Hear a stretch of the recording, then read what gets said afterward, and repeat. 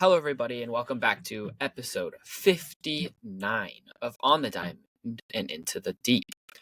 As always, I am your host, Mahal, and today we are back with an episode of just preview. We're just previewing today's Angels series. Starting today and tomorrow, we got a 2-game series. Tonight will be Bryce Miller versus the Angels' Kochanowicz, if that's right. Game 2 tomorrow will be a matinee game, Wednesday matinee, Tyler Anderson versus Emerson Hancock. And just as I was about to hit record, we got some Mariners news. Dylan Moore was placed on the 10-day injured list with a right hip inflammation, and called up in his place Samad Taylor. He was selected from AAA Tacoma, infielder, outfielder. If you don't know a whole lot about him, I will talk about him briefly. I'll open his Savant and Fangraphs page. He looks good in spring training both this year and last year, so it's excited to see what he can do. He is a utility guy that can run. He can play defense. What we don't know if he can do is, can he hit? So he'll get an opportunity here to show if he can or not, and that will be very interesting to see. The Dylan Moore injury definitely sucks, especially going into tomorrow against Tyler Anderson, who is a lefty, and Dylan Moore has been crushing lefties. I was going to talk about him as part of tomorrow's preview. But just running off those stats, like against lefties this year, Dylan Moore is hitting 385, 485 with a 962 slug. If you don't want to do the math, that's a 1400 OPS, just over 1400, almost 1450. And he has 5 homers, 8 RBIs, WRC plus of 300. He's 200% above average against lefties this year. So he was going to be a big key, not just tomorrow, but against lefties in general. Hopefully that hip inflammation that is in his back foot when he's hitting isn't too bad, and he'll be back soon. Hopefully it is that minimum 10 days. But we'll see. Gregory Santos was also shifted to the 60-day IL in place, and that's expected as he was getting surgery, I believe, on his knee. So, again, that's something to be expected. But Dylan Moore was named American League Player of the Week just 2 weeks ago. So that is kind of a big loss for a team that has been really relying on a lot of the dudes at the bottom of their lineup to produce, with some of the guys at the top, i.e. Julio Rodriguez, not producing. And I don't want to just slam Julio the entire time, because he is a potential MVP caliber player when he plays the right way. But imagine if he was playing that way, and it is important to have those role players producing, and to not have Dylan Moore here is definitely a loss that is maybe not going to be super noticeable to fans watching the game, but that's definitely a loss that if you go to the game or if you watch every day and you sort of see what he brings to the team, not only offensively but defensively, that is a pretty big loss, as he's a dude that can play in the outfield really well, can play any spot in the infield really well, as well as hit at the top of your order. He was leading off from time to time here over the past couple weeks since Victor Robles got hurt, or near closer to the bottom of the order, whether that's 5, 6, 7, 8, 9 in the order. And he's a guy that it's an important one. It's definitely a loss, but that does not sound like a super big injury. To be honest, we'll wait for more news. Let me just check if there's anything more right now. But obviously not great. Yeah, nothing huge. Doesn't sound like. Obviously there'll be quotes out later, and we'll talk about that tomorrow. But for today, we're going to preview tonight's game, tomorrow's game. So let's get into it now. Game 1, Mariners facing a guy they have seen one time. That one time he threw 3 innings, threw about 60 pitches, 7 hits, 5 runs, 4 of those were earned. He had 1 strikeout. There are 5 guys still on the roster tonight that played in that game. J.P. Crawford, Cal Raleigh, Julio Rodriguez, Luke Raley, and Jorge Polanco. Those guys combined for 6 hits over 2, 4, 6, 8, 10 at-bats. So they went 6 for 10 total against him, including a couple doubles and a homer and 3 RBIs total. J.P. Crawford went 1 for 2 with a double. Cal Raleigh 2 for 2 with a solo dinger. Julio Rodriguez went 2 for 2 with a double. That was during his hot streak. Raley went 0 for 2. Polanco 1 for 2 with 2 RBIs. This is a guy that is 4-pitch mix, sinker, 4-seam, slider, sweeper. And the Mariners had a very, very clear approach against him last year. Very clear approach. I looked at the baseball savant. I looked at the game through all these different lenses. And what I came to the conclusion of was the Mariners wanted to hit the sinker. And you're going to wonder, why did they want to hit the sinker? Because this year he's throwing 50% sinker. Last year, I believe it was even more because he was not throwing the fastball a whole lot. In that start against the Mariners, he was throwing the sinker a ton. Like a ton. All 6 of those hits by the guy still on the roster were against the sinker. The sinker has more vertical drop than some sinkers, not quite as much horizontal, but fairly average horizontal. And when you're just watching it, it looks like it breaks pretty early, if not a little bit just sort of average. It doesn't look like it's like any sort of late breaking thing that's going to induce any big problems. It looks like it's very hittable. But obviously I haven't stood in the box and faced it. And that's comparing it to just straight up a baseball, like pro baseball player. Now, obviously that changes from time to time. Last year, if you're wondering why the Mariners had the approach they did, he threw 72% sinker. 72. He almost exclusively threw the sinker. This year, he's down 22% to about 50%, and he's using his four-seam fastball a lot more, and that's something that I'll get into in a second. But that four-seam fastball is allowing him to find a little bit more success this year. That said, he's still getting hit around. Last time out, he gave up 8 hits. It was a good start for him. 6 innings, 8 hits, 2 earnings, 1 walk, 3 strikeouts. And he started out the game pumping velo. He was pumping 97, 98 in the first, second inning. And then he started to tail off third and fourth to 95-ish, which is about where he averages throughout the season. He's averaging 95.6 miles an hour on his sinker this year, 95.7 on the four-seamer. And you're going to want to probably have a very similar approach. You're going to want to hunt the fastball, specifically the sinker, and that sinker more often than not is going to be in on right-handed hitters. So you're going to get that on the hands. That means Julio Rodriguez is one that I would be very interested to see what he's going to be doing, because he often does get jammed. And if he does get jammed on a sinker, that's going to be a lot of ground balls. It's going to be a lot of outs. That's what the sinker is meant to do. So any right-handed hitter, I would be interested to see how they're going to approach that sinker, because it does have a lot of run. That said, they have almost 5 of the hitters have seen it. Again, J.P. Crawford, Cal Raleigh, Julio Rodriguez, Luke Raley, Jorge Polanco have all seen that sinker. They all have success against that sinker except for Raley. They all have a hit off of it. And it's basically the exact same movement as it was last year. I wanted to look and make sure it was the same. In that game that he faced the Mariners, 25 inches of vertical drop, 14 inches of horizontal run during that start.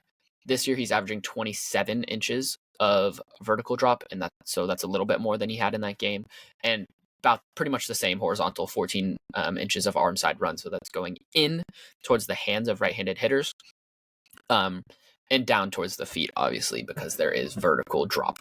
And the sinker is probably his best pitch. Maybe it might be the fastball. He's seen a lot of success with the fastball this year as he started using it more. So one thing that I will be personally watching for when I'm watching this game is how is he mixing those two pitches. He has used pretty much his entire arsenal against both right-handed and left-handed hitters.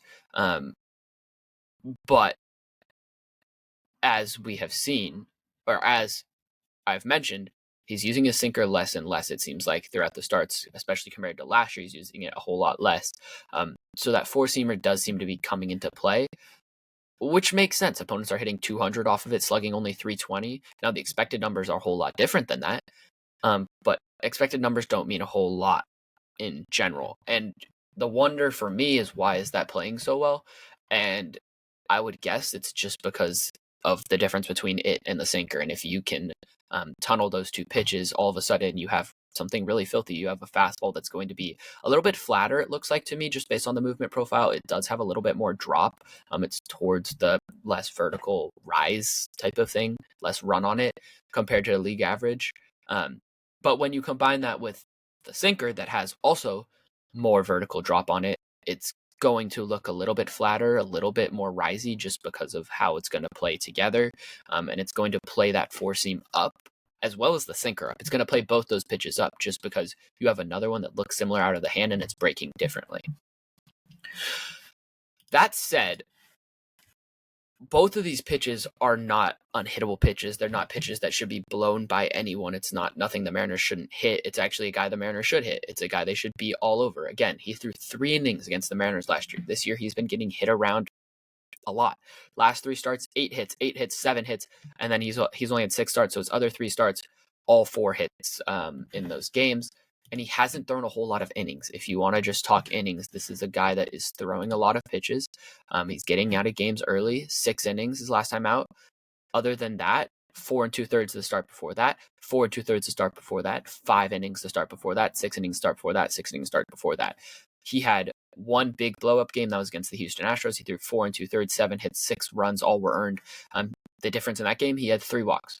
The difference in the games where he has struggled have been the walks and the strikeouts.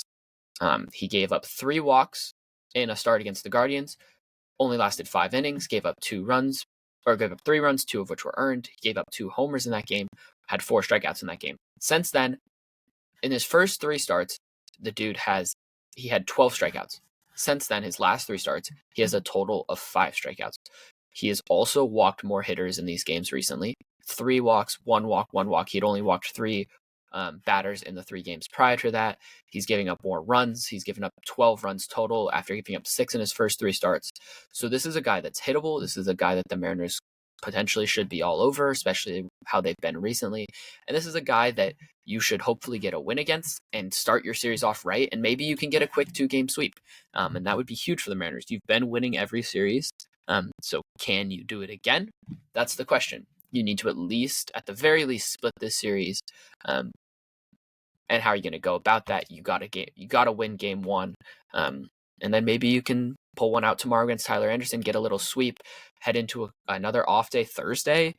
2 off days this week for some reason, but you can head into another off day Thursday very positively, and then you go on a quick little road trip before coming back home at the beginning to middle of May.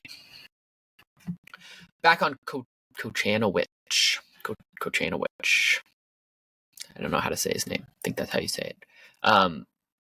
Again, approach-wise, expect a similar approach. You're going to be hunting fastball, hunting sinker. His off-speed pitches are not thrown a whole lot. He is throwing 50% sinker, 23% four-seam, 21% slider, 4% sweeper. That sweeper is barely going to be seen, if seen at all. The slider is seen in 2-strike pitches, or 2-strike counts. It is likely his put-away pitch, but the four-seam has also been seen to put away some batters when needed to. That four-seam was not used at all against the Mariners. I think they saw 1, 2 maybe total.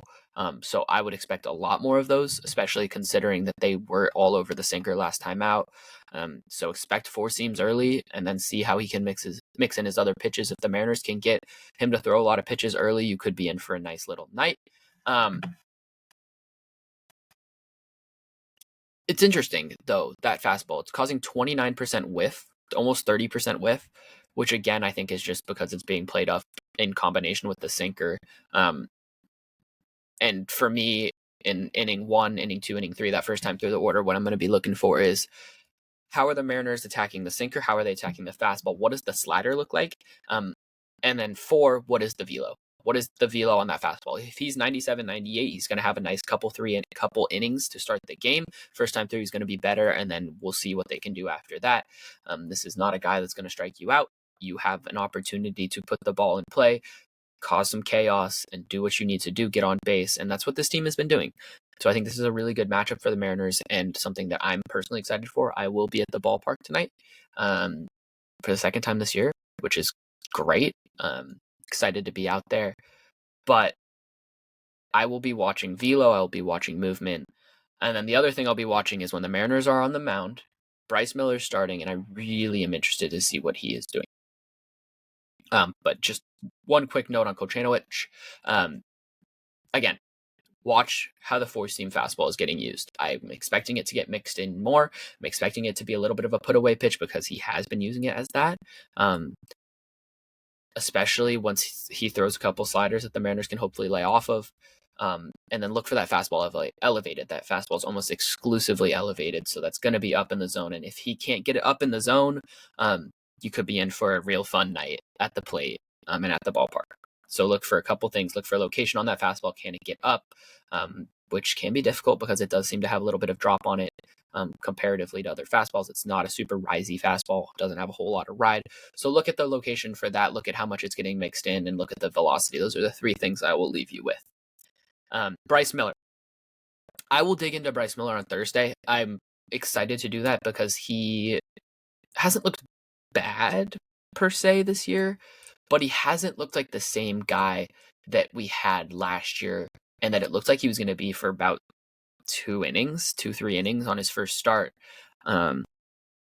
which is frustrating. And I want to dig into why. And I think part of it is obviously the velocity is down, and that worries me about potential injury concerns. And I've talked about that with some people. And it doesn't seem like he has any sort of injury.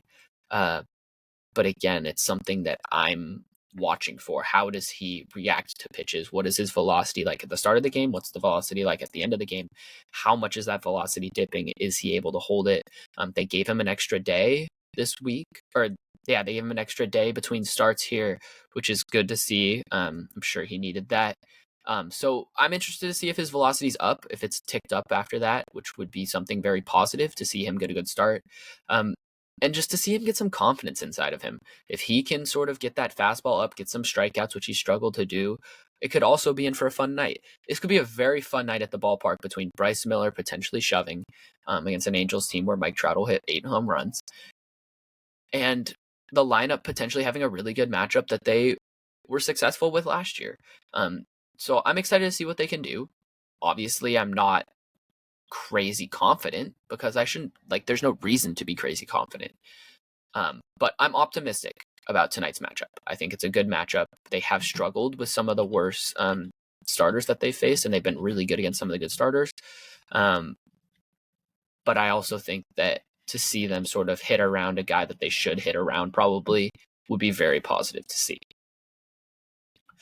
Moving on to tomorrow's matinee game, Tyler Anderson on the mound. Like I mentioned, Emerson Hancock on the bump for the Mariners. Emerson Hancock had a really good start last time out in Boston, so it would be interesting and cool to see him continue some of that success tomorrow against the Angels. I'll be interested to see how he attacks Mike Trout as well as Bryce Miller tonight, because that is the danger of the Angels lineup. And what you can't do there is you can't walk the dudes in front of him. So that means don't walk their 1, 2, I believe Trout's probably hitting 3. Maybe 4, but don't walk the guys in front of him. Don't walk the bottom of the order. Don't let them get on. Get the outs you need to get out, and if Trout hits solo home runs, so be it. Solo home runs will not be the death of you. They will not be the bane of your existence. Those are going to happen from time to time, and those can happen from time to time. So for me, I'm excited to see how they're going to approach him, whether that's fastballs up. I remember I was at a game 2022 Mariners. If everyone, I'm sure, remembers the brawl on the Sunday, I was at the game the night before at Angel Stadium. And I was there when obviously it went down fastballs up and in to Mike Trout. So I'd be looking again, Mariners probably going to throw fastballs up and in towards Trout. And if he can hit those, you could be in for a long series with Trout. But that is a major if, because those are definitely difficult to hit. And we'll see what happens. Tyler Anderson, Mariners have seen a lot of. He had 3 starts against the Mariners last year, 15 innings, 15 2/3 innings, gave up 15 hits, 9 earnies, 4 home runs, 4 walks, 15 strikeouts. In terms of the dudes in the Mariners lineup against Tyler Anderson, pretty much everyone has seen him. Randy's 0 for 5, JP 3 for 11, Garver 2 for 10, Demo 2 for 13, Polanco 0 for 6, Cal 2 for 10 with a homer, Rayleigh 0 for 4. Julio is the only one with a whole lot of success, 6 for 8 with a homer, so maybe that can break him out of a little bit of a slump. Solano 1 for 5, Rowdy 1 for 2. A lot of guys have seen a lot of Tyler Anderson because he's been with the Angels for a few years now. If you remember, he was with the Mariners in 2021 for the second half of the season. He was a trade deadline acquisition as they were hoping to make the postseason for the first time since 2001. But this is a guy that, again, you can hit. Like I said at the beginning episode, Dylan Moore would be the key, but he is now out. So not sure what to make of that exactly. But yeah, I do think that it's interesting. I'm just checking Twitter, make sure that there's nothing up on Dylan Moore. Bum, bum, bum, bum, bum. Nothing. Okay, back to Tyler Anderson. Again, Mariners have one guy with a whole lot of success. That's Julio. Can it break him out of the slump? He needs that bad. Because if Julio starts hitting with this lineup the way the rest of the lineup's rolling, this team's just going to steamroll through teams. And that it would be a whole lot of fun to watch. I mean, you remember the 2020 2022 season, I believe. 2022 season, the win streak right before the All-Star break. Not saying they're going to do something like that, but you could go on a pretty solid run, and they're already on a good run. So you add something even better to that, another bat that's just like, that's an aircraft carrier bat. You go add that bat to this lineup and sort of let him just cook with the rest of the lineup. That's a lot of runs you're going to add. So that's something that I'm really hoping can happen soon. Doesn't necessarily look like it. Like I said yesterday, a lot of really frustrating at bats. It'll be interesting to see what he does tonight. I would expect, again, a lot of sinkers in on the hands for him. Can he lay off of those if they're off the plate? Can he lay off of them if there's not a strike yet? And can he lay off of that slider away? He's going to see a lot of elevated pitches tonight, which he likes. Can he turn on one? That's the question that I'm going to hold. Can he turn on a fastball up and lay off the sliders down? That's going to be his approach with every game, but this is a real test for him because this is a dude whose arsenal plays exactly against Julio, and he doesn't have a whole lot else to do against Julio. So Julio has an opportunity to sort of fix his approach, see what he can do against it, and sort of combat some of the haters, which would be really good to see. Tyler Anderson, 3-pitch guy, basically. 4-seam fastball, changeup, cutter. He throws also a slider, sinker, curve. Those are all less than 2% of the time thrown. 4-seams at 42, changeups at 34. Cutter is at 20%. Now, the changeup. Changeup is probably his best pitch. Nobody has hit it. Opponents are hitting 139 with an X average of 175, slugging 250 with an X average of 249. 43% whiff. That's thrown down and away to righties, so towards the left-handed hitter's batter's box. And it's thrown almost exclusively against right-handed hitters. The slider's the put-away pitch for left-handed hitters. Left-handed hitters have actually seen a little bit of success, but have not hit against him a whole lot. It's been almost exclusively right-handed hitters against Tyler Anderson, but the left-handed hitters, like I said, have found success in a very, very small sample. The sample's tiny, but that success, 348, 400, 957, OPS of 1300-ish, 1350-ish. So again, I'll be interested to see what some of the lefties in the Mariners lineup can do. That's probably maybe just going to be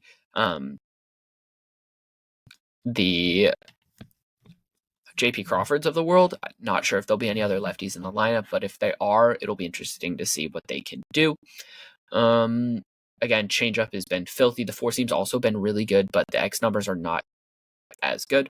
152 average, X average of 243, slugging 326, X slug of 542.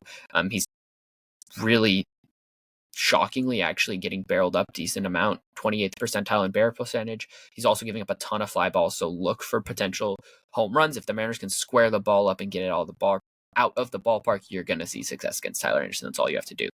He's not getting ground balls. He's in the 9th percentile. So the only way he's going to succeed is if he can continue minimizing hard hit, which is possible. But again, this is a Mariners team that has seen him a lot. They know what he throws. And it's another time. It's a chance for Julio Rodriguez to get right, I think. Because this is a guy he's been successful against. This is a guy who doesn't have an overwhelming, filthy slider that's going to go away from him. The changeup is the worry. And if he can hit the fastball up and in, he's got a shot. So this is a series where it's an opportunity for me to see if Julio can get right. And if he can, you could be really excited about what the potential for the rest of this month, the rest of next month, the rest of the season looks like. Because if he gets right now and he can continue that for the rest of the season, I'll tell you right now, this team will be in October.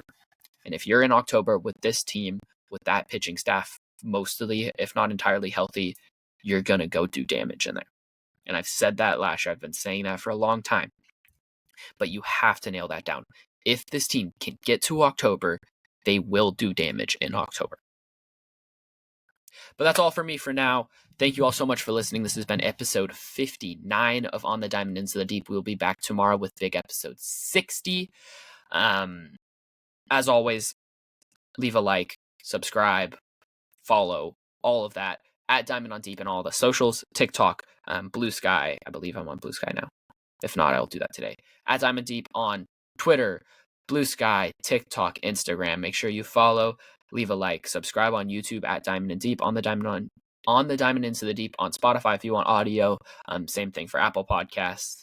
But thank you guys so much for listening. Today is April 29th. Current time is 1:50. Thank you all so much for listening. It's been episode 59. And go M's. Peace.